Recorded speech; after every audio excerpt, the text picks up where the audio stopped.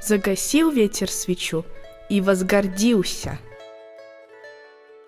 Я теперь все погасить могу, даже солнце.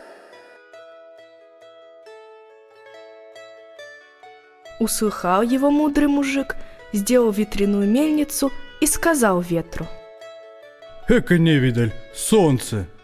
Его и ночь остановить может, а ты попробуй вот это колесо остановить.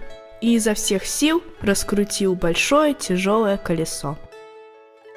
Дунул ветер раз, дунул другой, а колесо-то не останавливается.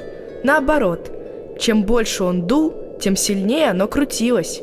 Потекла в мешки умного мужика мука, и стал он жить, сам в достатке и бедных не забывать.